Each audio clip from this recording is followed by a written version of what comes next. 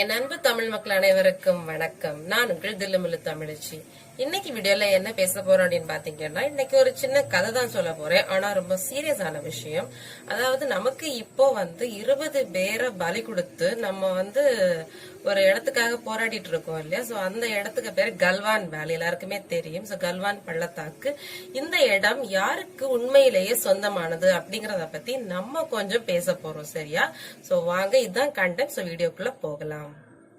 And அதுக்கு முன்னாடி நீங்க ஒருவேளை சப்ஸ்கிரைப் பண்ணாம நம்ம வீடியோவை பாத்துட்டு இருக்கீங்க அப்படின்னா கண்டிப்பா சப்ஸ்கிரைப் பண்ணிக்கோங்க. பக்கத்துல இருக்கிற பெல் ஐக்கானை கிளிக் பண்ணி அதுல ஆல் அப்படிங்கிற பட்டனையும் கிளிக் பண்ணி வச்சுக்கோங்க. அப்பதான் நான் போடுற வீடியோஸோட நோட்டிபிகேஷன்ஸ் உங்களுக்கு வந்துகிட்டே இருக்கும்.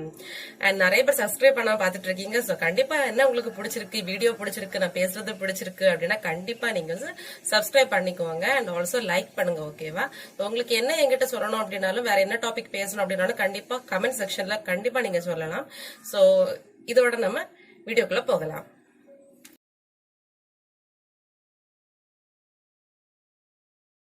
சோ இதுக்கு முன்னாடி சீனா இந்தியா மோதல்ல என்ன நடந்திருக்கு, இந்த 2020 கல்வான் பள்ளத்தாக்குல நடந்த மோதலை பத்தி நான் உங்களுக்கு ஒரு வீடியோ போட்டிருக்கேன்.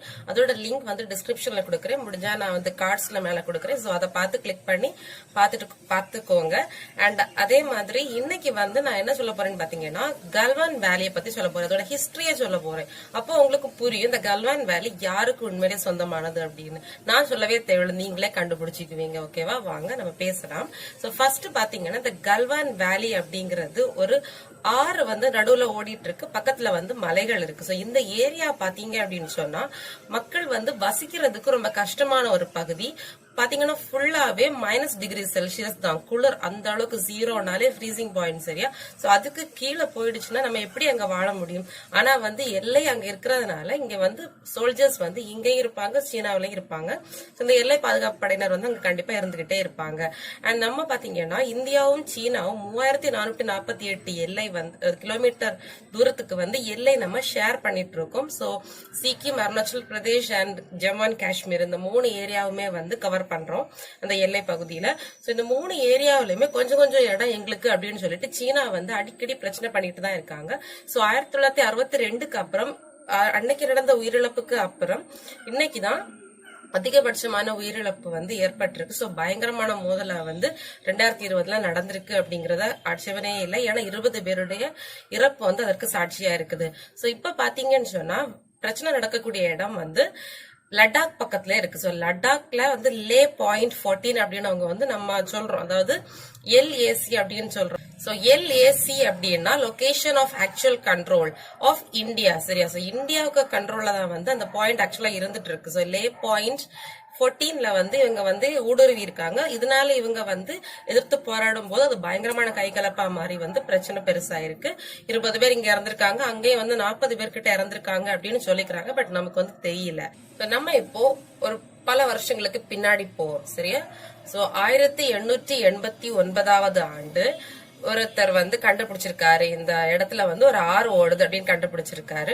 சோ அது எப்படின்னு பாத்தீங்கன்னா, இங்க பிரிட்டிஷ் ஆண்டுட்டு இருந்தாங்களே நம்முடைய நாட்டு 1800கள் சொல்லும் போதே அவங்க வந்துட்டாங்க. சோ அவங்க ஆண்டுட்டு இருக்கிற நேரத்துல இந்த ஆங்கிலேயர்களை கூட்டிட்டு ஜம்மு அண்ட் காஷ்மீர்ல லடாக் பகுதியை சேர்ந்த ஒருத்தர், அவருக்கு பேர் குலாம் ரசூல் கல்வான் அப்படின்னு சொல்லக்கூடியவர் அவங்கள மலையேற்றத்துக்கு இந்த மலைகள்ல கூட்டிட்டு போறது வழக்கம். சோ இதுல அங்க இங்க மலையேறிட்டு இருக்கும் போது ஒரு நாள் தற்செயலா 1889வது ஆண்டுல இவர் தான் இந்த ஆறை கண்டுபிடிச்சிருக்காரு. சோ அவருடைய பேர்ல தானே இந்த பிரிட்டிஷ் கவர்மெண்ட் என்ன பண்ணிருக்காங்கன்னா அந்த இடத்துக்கு பேரை சூட்டி அந்த ஆறுக்கு கல்வான் ஆறுனும், அந்த இடத்துக்கு கல்வான் பள்ளத்தாக்கு, கல்வான் வேலி அப்படின்னு சொல்லி பேரும் கொடுத்திருக்காங்க.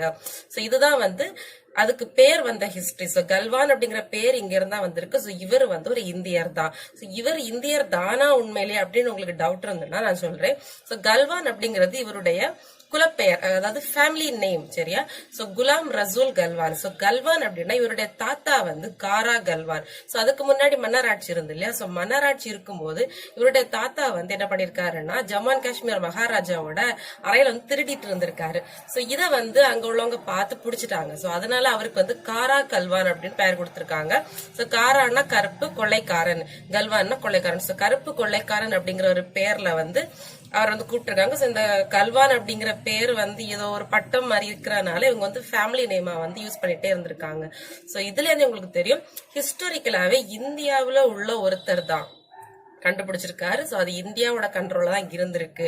அண்ட் இப்படி கண்டுபிடிச்ச இடத்துக்கு பேரு தான் கல்வான் பள்ளத்தாக்கு. இதுக்கு தான் இப்ப வந்து சீனா இது என்னுடையது அப்படின்னு போராடிட்டு இருக்காங்க. சீனா வந்து ஊடுருவி இந்த கல்வான் பள்ளத்தாக்கு என்னுடையதுதான் அப்படின்னு சொல்றது ரொம்ப ஒன்றும் புதுசு இல்ல அப்படிங்கறத நமக்கு தெரிஞ்சுக்கலாம். எப்படின்னா 1900 அந்த ஸ்டார்டிங்ல இவர் கண்டுபிடிச்சு ஒரு வருஷம் இல்லைன்னா 2 வருஷம் இருக்கும். அந்த நேரத்துல வந்து பாத்தீங்கன்னா ஒரு நாள் இவர் வந்து மலையேற்ற குழுவோட வந்து போயிட்டு வரும்போது ஒரு சீன ராணுவத்துல சேர்ந்த 4 பேர் குதிரைகள்ல வருவாங்க இல்லையா ராணுவ வீரர்கள். சோ அவங்க வந்து இவங்க கூட மோதல் நடந்து இதுல வந்து கல்வான் வந்து உயிரை இழந்திருக்காரு. சோ அப்பவே வந்து இவங்க வந்து ஊடுருவி இந்த பக்கம் வந்து இந்த இடத்துக்காக அவங்க போராடி இருக்காங்க. சோ 120 வருஷத்துக்கு முன்னாடியே இந்த பிரச்சனை வந்து இருந்துகிட்டு தான் இருக்கு. சோ இவரை பத்தி இந்த கல்வானை பத்தி பிரிட்டிஷ்காரங்க ஒரு புக்கே எழுதிட்டாங்க. சோ டாம் லாங்ஸ்டாப் அப்படிங்கிறவர் த சர்வெண்ட் ஆஃப் சாஹிப் அப்படின்னு சொல்லி ஒரு புக்கே தனியா எழுதிட்டாரு கல்வானுக்கு. சோ கல்வானை பத்தின ஃபுல் டீடைல்ஸ் வந்து அந்த புக்ல இருக்கு. சோ உங்களுக்கு யாருக்காவது அந்த புக் கிடைச்சுன்னா வாங்கி பார்த்து ரீட் பண்ணிட்டு அது எப்படி இருக்குன்னு என்கிட்ட சொல்லுங்க. கல்வானோட ஃபேமிலி வந்து இப்ப வரைக்கும் ஜம்மு அண்ட் காஷ்மீர்ல லடாக்ல வந்து ஸ்டே பண்ணி ஒரு விடுதி நடத்திட்டு இருக்காங்க. சோ இன்னைக்கு வரைக்கும் அவங்க இந்தியர்கள தான் இருக்காங்க. சோ ஒரு இந்தியருடைய பேரால் அழைக்கப்படக்கூடிய இந்த கல்வான் பள்ளத்தாக்கு தான் சீனா வந்து தன்னுடையது அப்படின்னு சொந்தம் கொண்டாடிட்டு வந்திருக்கு. சோ இந்த கல்வான் ஆறோட தொடக்கம் எங்க இருக்கு அப்படின்னு பாத்தீங்கன்னா சீனாவோட அக்சாய் சின்ல இருக்கு. பட் அக்சாய் சின்னுமே வந்து இந்தியாவுக்கு சொந்தமானதுதான். ஆனா அவங்க வந்து ஆக்கிரமிச்சு எடுத்துக்கிட்டாங்க. சோ இப்போ வந்து சீனாவோட கண்ட்ரோல்ல இருக்கு. சோ LACல இருக்கு. So location of actual control China கிட்ட இருக்கு. அண்ட் இவங்க வந்து அங்க இருந்து இந்த ஆறு இங்க வரனால முதல்ல வந்து 1950 வரைக்கும் சொல்லிருக்காங்க எங்களுக்கு இந்த ஆறுல இந்த இடம் வரைக்கும் தான் எங்களுக்கு, இந்த பள்ளத்தாக்கெல்லாம் எங்களுக்கு இல்ல உங்களுக்கு தான் அப்படின்னு சொல்லியிருக்காங்க, இந்தியாவுக்கு தான் அப்படின்னு சொல்லியிருக்காங்க. பட் 1956 வந்து திடீர்னு சொல்லிருக்காங்க எங்களுக்கு வந்து இந்த கல்வான் பள்ளத்தாக்கும் எங்களுடையதாகும் அப்படின்னு சொல்லிட்டு போராடுறதுக்கு அவங்க வந்து ஊடுருவி இருக்காங்க. சோ வீரர்கள் வந்து உள்ளாடி வந்திருக்காங்க. அதுக்கப்புறமா என்ன பண்ணிக்கிறாங்கன்னா அப்ப வந்து இங்க இருந்தவங்க வந்து 2 நாட்டுல இருந்தவங்க பேசி ஒரு சுமூகமான ஒரு முடிவுக்கு வந்து இல்ல ஓகே எங்களுக்கு வந்து 6 வரைக்கும் தான் நீங்களே அதை வச்சுக்கோங்க அப்படின்னு சொல்லிட்டு 2 பேரும் அமைதியா போயிட்டாங்க எந்த பிரச்சனை இல்லாம. அண்ட் அதுக்கப்புறமா இப்பதான் மறுபடியும் அந்த இடத்துல வந்து பதற்றம் ஏற்பட்டிருக்கு. சோ மத்த இடங்கள்ல வந்து இதுக்கிடையில வந்து டோக்லா ஹாம்ல எல்லாம் நடந்திருக்கு. சோ 2017 எல்லாம் நான் இதெல்லாம் உங்களுக்கு அந்த வீடியோல சொல்லியிருப்பேன். சோ நீங்க அந்த டிஸ்கிரிப்ஷன்ல லிங்க் இருக்கு பாருங்க. சோ அங்க எல்லாம் இந்த பிரச்சனை இருந்திருக்கு. ஆனா வந்து இந்த கல்வான் வேலியை ஏன் அவங்க திருப்பி வராங்க அப்படின்னு பாத்தீங்கன்னா அவங்களுக்கு ஒரு இறையாண்மை சம்பந்தப்பட்ட ஒரு ஏரியா அப்படின்னு அவங்க சொல்றாங்க. சோ பௌத்தர்கள் இருக்காங்க இல்லையா அவங்க நாட்டுல அவங்களுக்கு வந்து அந்த இடம் வந்து இறையாண்மை மிக்க ஒரு இடம் அப்படின்னு வந்து அவங்க சொல்லிக்கிறாங்க. சோ இந்த இறையாண்மையை நாங்க காப்பாத்துறதுக்காக நாங்க வந்து இந்த இடத்த உங்களுக்கு தர மாட்டோம் எங்களோட இதுதான் அப்படின்னு சொல்லிட்டு இருக்காங்க. சோ லே பாயிண்ட் 14 அப்படின்னு அந்த இடத்தையே சொல்றாங்க. கம்ப்ளீட்டா வந்து இது இந்தியாவுக்கு சொந்தமானதான் அப்படிங்கறது நமக்கு வந்து ஓவராலா எல்லா நியூஸ் கேட்கும் போது நமக்கு புரியும். சரியா? இந்த பிரச்சனைக்கு அப்புறம் என்ன பண்ணிருக்காங்கன்னா சைனீஸ் மொபைல்ஸ் எல்லாம் யூஸ் பண்ணக்கூடாது, அங்க வரக்கூடிய எந்த ஐட்டம்ஸுமே நம்ம யூஸ் பண்ணக்கூடாது, எல்லாமே நம்ம வந்து தடை பண்ணணும் அப்படின்னு அரசாங்கம் பேசிக்கிட்டு இருக்கு. அண்ட் அதற்கு முன்னோடியா வந்து ஒரு ரயில்வே திட்டம் வந்து உத்தரப்பிரதேஷ்ல ரயில்வே அமைக்கிறதுல ஏதோ போஸ்ட் வந்து வைக்கிறதுல சீனா கூட ஒரு ஒப்பந்தம் பண்ணிருக்காங்க. சோ அதை வந்து ரயில்வே துறை வந்து முதல்ல கேன்சல் பண்ணிருக்காங்க. இவங்க வந்து ஃபர்ஸ்ட் இனிஷியேட்டிவ் பண்ணிருக்காங்க. அண்ட் இதே மாதிரி நிறைய இன்னும் வந்துகிட்டே தான் இருக்க போகுது. சோ நம்ம வந்து சீனாவை எதிர்த்து போராடுறோம். ஆனா உண்மையிலேயே நம்மளுடைய உரிமைகளை வந்து சீனா பறிக்கிறதுக்கு ரொம்பவே ஆசைப்படுது அப்படின்னு தான் சொல்லணும். ஏன்னா ஆல்ரெடி அவங்க நிறைய இடங்களை கைப்பற்றி வச்சிருக்காங்க. அக்சாய் சின் தான் வந்து ரொம்ப பெரிய இடம் அவங்க ஆக்கிரமிச்சு வச்சிருக்கிறது வந்து அக்சாய் சின் தான். இப்ப வந்து இதையும் கொடுத்துட்டோம் அப்படின்னு சொன்னா நம்மளுக்கும் ஒரு இறையாண்மை இருக்கு இல்லையா அந்த இடங்களுக்கு, நமக்கும் நம்முடைய பார்டர்ல ஒரு இன்ச்சு கூட விட்டு கொடுக்க கூடாது அப்படின்னு எல்லா கட்சி தலைவர்களும் வந்து சொல்லிக்கிட்டே தான் இருக்காங்க. சோ கண்டிப்பா யாரும் ஒரு நம்முடைய நாட்டுக்கு உரிமையானதை கண்டிப்பா விட்டு கொடுக்க மாட்டாங்க அப்படின்னு நம்ம நினைப்போம். பட் என்ன இருந்தாலும் அந்த 20 பேருக்கும் என்னுடைய வீர வணக்கத்தை நான் மறுபடியும் சொல்லிக்கிறேன். சோ இன்னும் அங்க வந்து பாதுகாப்புக்கு இருந்துகிட்டே தான் இருக்காங்க. சோ வேர்ல்டு யோகா டே வந்த அன்னைக்கு கூட அந்த பணியில யோகா பண்றாங்க அந்த சோல்ஜர்ஸ். சோ அதெல்லாம் நம்ம வந்து நினைச்சு பார்க்கும்போது ஹேட்ஸ் ஆஃப் அந்த மாதிரி தான் இருக்கு. சோ நம்ம எல்லாருமே வந்து அவங்கள மதிப்போம். அண்ட் இந்த ஸ்டோரி இப்படிதான்.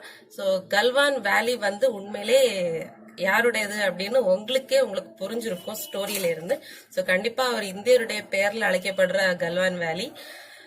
இந்த ஸ்டோரி உங்களுக்கு பிடிச்சிருக்கும்னு நினைக்கிறேன். இந்த தகவல் உங்களுக்கு பயனுள்ளதா இருந்திருக்கும்னு நினைக்கிறேன். கண்டிப்பா உங்களுக்கு வீடியோ பிடிச்சிருந்து அப்படின்னா லைக் பண்ணுங்க. உங்களுக்கு என்ன தோணுதோ அதை வந்து கமெண்ட் பண்ணுங்க. சோ எல்லாருக்கும் ஷேர் பண்ணுங்க. நீங்க வந்து சப்ஸ்கிரைப் பண்ணும்போது தான் எனக்கு வந்து ஒரு சப்போர்ட் இருக்கிற மாதிரி ஃபீல் ஆகும். சரியா? சோ நீங்க வந்து பாக்குறீங்க, கண்டிப்பா நிறைய பேர் பாக்குறீங்க பட் சப்ஸ்கிரைப் பண்ணும்போது எனக்கு வந்து தெரியும். சோ நமக்கு வந்து இவ்வளவு பேர் சப்போர்ட் பண்றாங்க, நமக்கு இன்னும் ஒரு என்கரேஜ்மெண்டா இருக்கும் இல்லையா? சோ இன்னும் பண்ணணும் அப்படின்னு சொல்லிட்டு யோசிக்க தோணும். சோ கண்டிப்பா சப்ஸ்கிரைப் பண்ணிக்கோங்க, கண்டிப்பா ஷேர் பண்ணுங்க. நான் பேசுற தகவல்கள் வந்து உங்களுக்கு வந்து கண்டிப்பா பயனுள்ளதான தகவல் தான் ஒவ்வொரு நாளும் தந்துட்டே இருப்பேன்னு நினைக்கிறேன். அண்ட் என்னோட அதர் வீடியோஸ் எல்லாமே வந்து டிஸ்கிரிப்ஷன் பாக்ஸ்ல இருக்கு. என்னோட சேனல் கிளிக் பண்ணி பாருங்க. ஸோ உங்களுக்கு எல்லா வீடியோஸுமே கண்டிப்பா பிடிக்கும். And see you all in the next video. அது வரைக்கும் உங்களிடமிருந்து விடைபெறுவது உங்கள் தில்லுமுழு தமிழச்சி. நன்றி, வணக்கம்.